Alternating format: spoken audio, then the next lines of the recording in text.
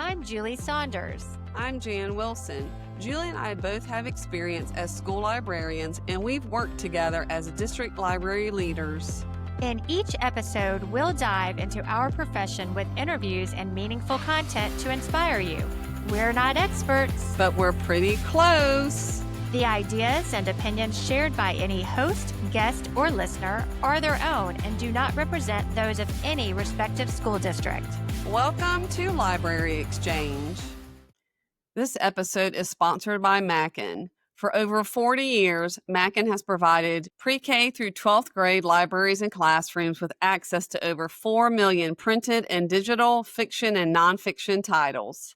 The 26-time multi-award winning digital content management system, Mackin Via, along with divisions Mackin Library, Mackin Classroom, Mackin Maker, Mackin Learning, and the brand new whole school resource management system, Mackin Vision, help to create a truly unique and robust educational resource company that schools and educators have relied on year after year. For more information, visit mackin.com today. Welcome, everyone. Jan, I know we just read our episode sponsorship, but you have a special shout out to a few sales representatives. I do. And you know I love a good shout out. A few of our book sales reps heard about our June episode. That was with librarian Jennifer Matthews at the Colorado School for the Deaf and the Blind, and they generously donated books. So her students love graphic novels, as all students do, but especially her deaf students because ASL is a visual language. Anyway, we want to say thanks to Kevin Tushel at Bound to Stay Bound, Jim Boone at Capstone, and Mark McMullen from Permabound for your book donations. This is great timing because Jennifer just received her box of graphic novels and sent us a photo just today. Yeah, the photo was cute. They'll enjoy those. So it's great to start the episode, Julie, with such a positive story. So let's take that right into the introduction of our guest. Jessie Storrs is the teacher librarian at El Centro Junior Senior High School in the Sacramento Youth Detention Facility. Jessie was named a 2024 finalist by School Library Journal for School Librarian of the Year. She was recently announced as the Sacramento County Office of Education District Teacher of the Year 2026.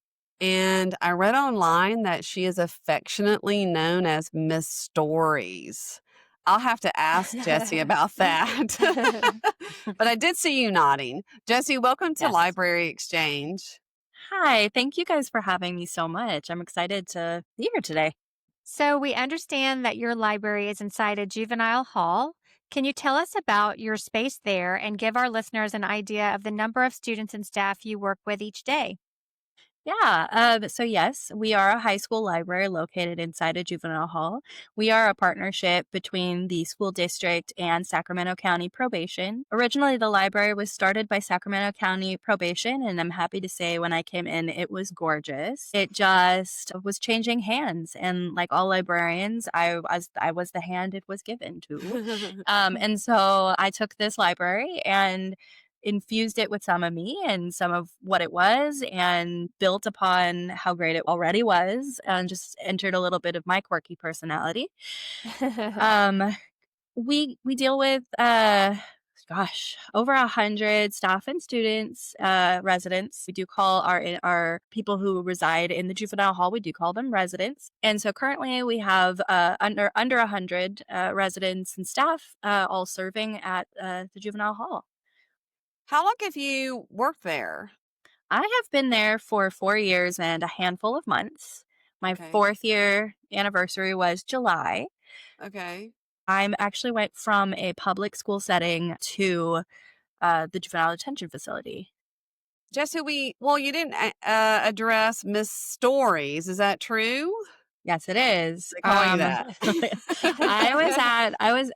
That was a name that came with me. I was at public school and a substitute teacher accidentally called me Miss Stories. And I had this epiphany and I just fell in love with it. Whenever we got new kids at school, it was a 6 through 12. I would just say, I'm Miss Stories. And Oh. I continued to perpetuate this brand. And this was at a time when I was dressing like Miss Frizzle every day. Um, I had I had the theme, like I would wear all panda outfit. I wasn't dressed like a panda, but I would have a panda dress and like panda necklaces. And so I had this whole thing going on just to allow these kids to kind of have that like weird quirkiness in their lives. And, Right. they really took to it. Well, it's a great nickname. It's Thank you. fitting for a teacher librarian, you I know? thought so too. Yes. So, Jesse, we understand that you incorporate board games into your library program. So, how do board games impact your residents? Board games, I want to start with saying that they came at a time in my life when I was having a really hard time socializing. I sort of came to the table, so to speak, with board games, and they were taught to me by some mentor teachers. They said, "Hey, you really shine when you're gaming." And we're not talking Monopoly or Sorry. We're looking at what I call Catan style games, because that is a more colloquial term. So pretty medium to heavy tabletop strategy games. Catan, Ticket to Ride, a lot of big names there. So when I came to the youth detention facility, I had already started at my last school incorporating board games, but I felt like teaching them here would be really beneficial for the students' social emotional growth and also some of their emotional resilience. So I started with permission from probation and with my partners. I started doing board games in the classroom, and now we have a full fledged program. I love how you've incorporated SEL skills with the gaming. So, in a previous conversation, you mentioned a card game called CuBirds. What type of skills are the residents learning from playing that particular game? Well, each one of my games does have to meet a standard. In this case, this does meet California listening and speaking standards. But when we're talking about social emotional learning, we are working really hard to work collaboratively in a competitive environment. We're working really hard just learning the game itself and being very resilient and purposeful with learning the game. It's a difficult game to learn, but an easy game to play. And so this Mm. was one of my depth of knowledge 3 or 4 games that I introduced a while back. It's one of the hardest games my kids have learned, and it tends to frustrate them at first, and then when Right? they get into the rhythm of it, they get this really great feeling of accomplishment that they have done something really advanced for Hmm. themselves.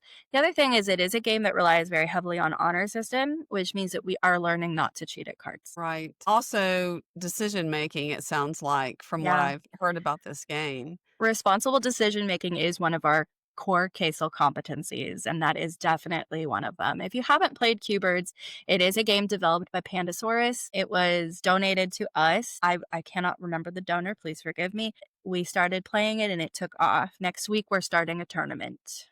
Wow, Oh, great. Yes. love So, that. I would imagine, in addition to the honor system, are we talking about building trust? Is that one of the things that we're working on in this game?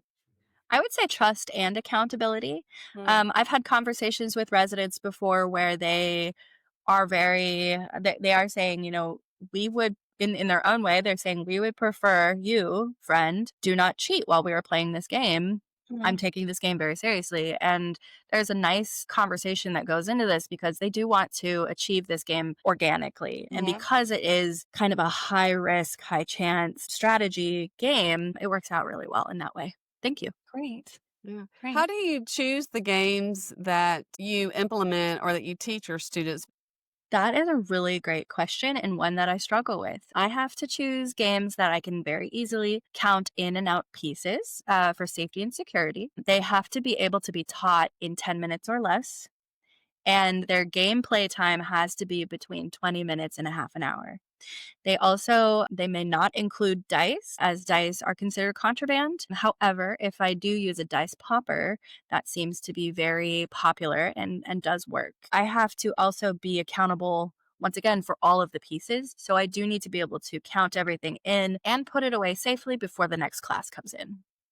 I would Okay. imagine, since you found so much success with the gaming with your students, that you have some ideas of how to expand. Have you thought of any other ways to expand this program? I have opened up the program to staff and faculty, so our non-resident adults, and we do have a game club every Friday, which has been a really popular community building for our teachers and our staff. When I say staff, I am speaking of probation staff, our sworn probation staff. I have a lot of buy-in from most of the non-resident adults who work in the hall. And I really find that it does bring us closer together, especially if they're being introduced to something they might not have been introduced before. And some of that includes really wacky card games with birds on them. You would fit right into our department. Yes, you would. Yeah.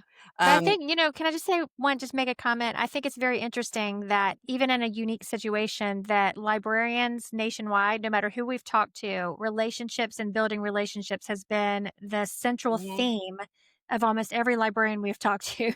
Yeah, that's very true. That's very true. But you would fit into our department, Jessie, Oh, well, because thank you. I'm flattered. yeah, there are some who take the gaming a little more seriously than others, and I'm not going to mention Julie's name. That might be a little competitive. Oh, Jessie is too. I am. If you ever find yourself in Georgia, okay. Let's switch to talk about your collection, your library collection there. About how many books do you have? Do you have DVDs and other types of resources for your residents? This is so hard because I do want to talk about games all day. Okay. I do. We have a very large collection. It might not be as large as most, but it is quite a lot of books. Currently, I've cataloged over 3,000. By cataloged, I mean I have them tagged and numbered with their bibliographic information. There are way Gotcha. more books than that. I am cataloging as I go. I do not use an electronic library management system because it is actually not a good fit for a youth detention facility because of the amount of turnover that we have with our patrons. So we have, I'm going to estimate upwards of 5,000 to 6,000 books. Okay. And I want to say maybe 2,000 DVDs and 50 plus board games. So we know that you have a healthy budget. Even with that, do you have any types of challenges in providing books for your students? Very much. Again, our district, there is no problem with access. Our district provides, and they provide well. We also have donors through the probation side of things who donate, and so I actually just purchased $1,500 worth of manga. Oh, great. It was a lot of manga, and when it comes in, I'm going to need help taping that. Yes. Which actually leads me to my challenges. We are not allowed to have hardback books. And so library bound, perma bound, those unfortunately cannot be used. You can imagine the amount of damage, even though our students are residential and live in the juvenile hall, there's still a lot of wear, especially with well-loved books. There's a joke going around that if it looks like crud, it means that it's the It's a good popular book. Yes. The turnover of books is almost as difficult as the turnover of students and residents. The other one is our students are incredible readers and are very, very demanding. Our residents and students, they consume, I want to say that I check out about 70 books per day. Wow. And I check out books 4 days a week. Okay.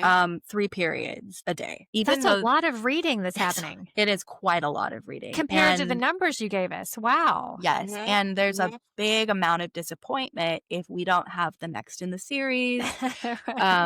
Or if we're missing something or something maybe got thrown in the toilet by accident. Right. It does happen. Oh, heaven forbid we're missing a manga in the set. The disappointment is just, and I've always had a hard time not being able to provide a book for a student or a resident. To me, it's like a knife in the heart every time I don't have one. And I'm like, I try to remember when I was a librarian previously at a different school and I didn't have anything. So I'm just like, right. Oh, it's okay. So getting books to the students quickly before they get released, making sure they leave with a library card so they can continue their series. Yes. once they get released. And then, of course, the damage that comes with the territory. Gotcha. So, a lot of libraries, traditional and unique situations like yours, are unable to do field trips like we did when we were growing up. They just can't do that. So they'll bring virtual field trips in. If you do that, can you explain some or one that you have done with your students that you enjoyed? Sure. Yeah. The cool thing about virtual field trips is that you don't have to go anywhere that normal people can go. I noticed a huge love of the book series I Survived. I started creating I Survived style field trips.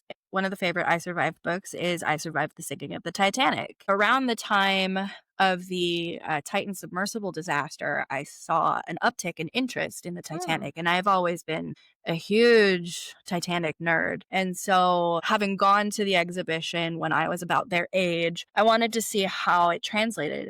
I built a virtual field trip around the Titanic. I actually did pay with my own money.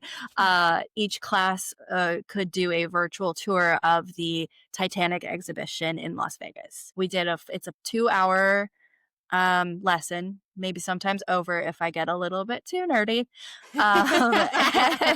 We discussed the Titanic, what it was, survival stories, lots of stuff. And then we go and we see virtual artifacts.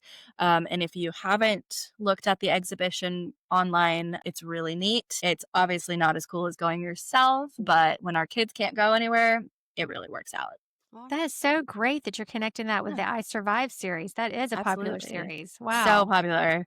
I love those and the graphic novels, and they just keep pumping out more. Lauren Tarsis, I believe, is the author. Oh my gosh. Yes. I mean, even someone like me who's not a big history buff learned about that molasses. Yep. What was it? The molasses The flood. Great Molasses Flood. Yes. I- See, I don't. I remembered one word of it. That's good. I had a conversation with a student about that about 4 days ago, actually. They were like, molasses flood. And I was like, have I got something to tell you? Just wait. And then I'm currently building a Chernobyl disaster field trip right now. Great. Okay. Jessie, so I'm making notes as you talk, and Of the course. more that you speak, teacher librarians and school librarians, we all have obstacles, and I'm hearing the similarities, even though you definitely work in a different situation, a different physical facility, but, kids are kids.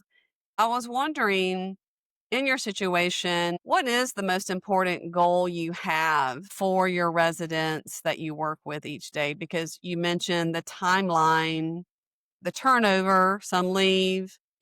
What's a goal that you have for them? I think that my goal for the moving forward is for all of our residents and our students to cut down on recidivism, to make sure that they don't come back to the hall. Maybe they found something else to do. Perhaps they've found a love of books and they have something else to do or to fill their time, or they've found an inspirational story of somebody leaving street life, of somebody making good. I want them to be inspired. And I feel like inspiration all around, whether it's in books or fiction or nonfiction, or even just leaving and not returning to the juvenile detention facility. I feel like that's very important and a goal that I have for all of my students. Yeah, you're definitely spreading library joy, though, just from us talking to you. Well, and I think just Thank you're you. inspiring and being that solid, caring adult that they get to see every week and share the joy of the board games and share the joy of reading with. I think it's just fantastic. Thank you. It's a little selfish. I think being with them does fill my cup quite a bit. I get a lot of energy. Somebody told me the other day with regard to games, that I never win the games because I'm too busy teaching them and having fun watching them learn. Right. Like, and they're right, because I will play with an open hand. I'll show my cards. I'll be explaining, and I never win games. So, in closing out, Jessie, can you remind our listeners how they can contact you? Absolutely. I do have a Google site that I've been treating as my house for the last many, many years. That Google site, the short URL is tinyurl.com/ydf lib, that's LIB. So tinyurl.com/ydflib. Everything on that site is a work in progress. It is a very messy room. I hope you will find treasures just like you would in everybody's messy room. And everything is available for anybody to use for free. And if anybody has questions about how to use a resource, I'm very, very happy to respond to emails. And you'll find my emails on that site, as well as any other PR that I've done, like podcasts and interviews. I feel very fancy saying that. Well, all you have to do is just type your name into a search engine, Jessie, and you Ugh. pop up in several places. I Googled myself the other day. That was, I was a little shocked, and I've never been so googly before. Oh, well, thank you so much for your time today and for sharing everything with our listeners. We appreciate it. Thank you for having me. I'm really excited to be able to talk, and I'm hoping people will find some resources, or will even just want to have a conversation over virtual tea or something. Thank you. Thank you. We exchanged ideas. Now it's time for the recap. We have met librarians in some very unique situations. hmm Jessie is so dedicated to the success of her residents, and it shows. I wrote down that Jessie is engaging. When she described the way she dressed as Miss Frizzle or Yeah. wearing panda print, panda necklaces, she described it as weird quirkiness. Her words, not mine.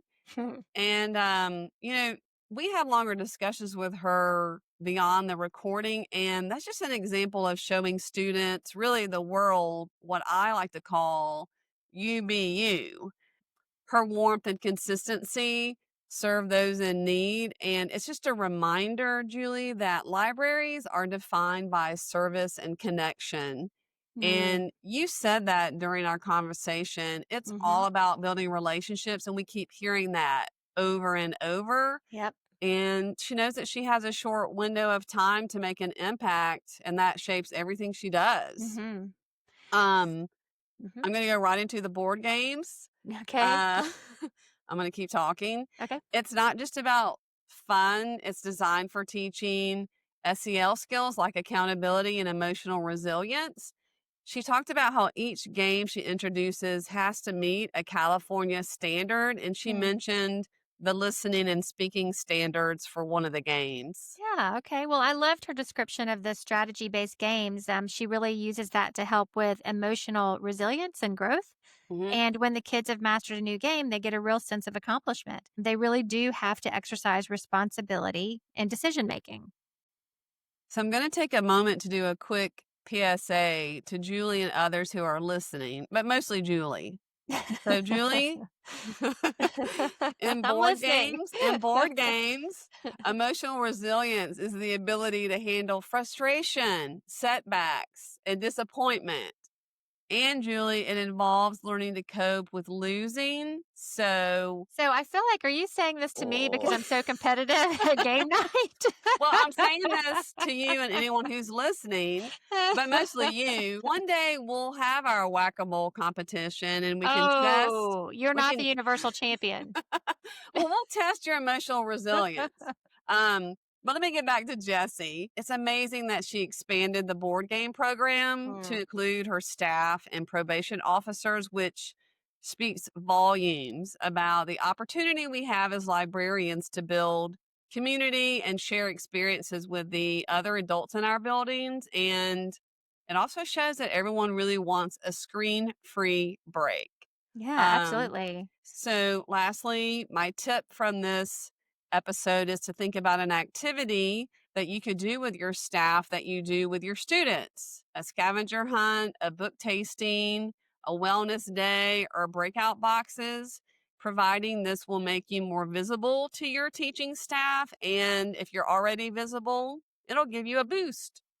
Well, in addition to building relationships, which she is very good at, I loved how she used the I Survived book series to create virtual field trips. That's a great way to promote reading and also create a quality learning experience for the students. Yeah, that series is so popular. One thing Mhm. that stuck out to me was the rule about no hardback or library binding books in her library. Mm. All the books are paperback, which we all know results in damage. She said that the turnover of books is almost as difficult as the turnover of students and residents. But without skipping a beat, she immediately complimented her incredible readers and shared their disappointment when she doesn't have the next in a series, especially manga. So, Jessie is such an inspiration to all librarians for how to connect with kids through reading, no matter what the situation is.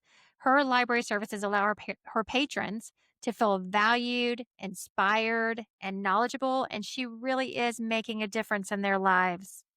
Yeah, I learned a new word. It's one thing I've said about this podcast, I continue to learn. When she said her most important goal was focusing on cutting recidivism. Mm, mhm, Recidivism. I hope mhm, I looked that up. But mhm, that's just that's like a right. relapse. I didn't know what that word was when Mm, after being released, a person commits another crime. But getting back to Jessie with that, it's exactly what you said. She views the library as a tool for social change and inspiration, and she doesn't want them to return, which that really touched me when she said that. me too. That's very powerful. Yes. So, how do you get to Jessie's Google site? Her website is tinyurl.com/YDF-LIB. So that's Youth Detention Facility and then LIB for Mm. library. And she has resources, curriculum, and if you scroll down, you're going to find a claims to fame section where you can read articles about Jessie from School Library Journal. And we look forward to you joining us later this month. Make sure to visit our website at www.libraryexchangepodcast.com. You'll find episode notes and links. You can even submit your questions or inspiring stories that may be featured on the podcast. If you're looking for some swag for your library or book-loving friends, visit libraryexchange.etsy.com. That's a lot of URLs, so I'm glad you had to say all of that, Julie. Thanks for joining us. We can't wait to have you back for our next episode of Library Exchange.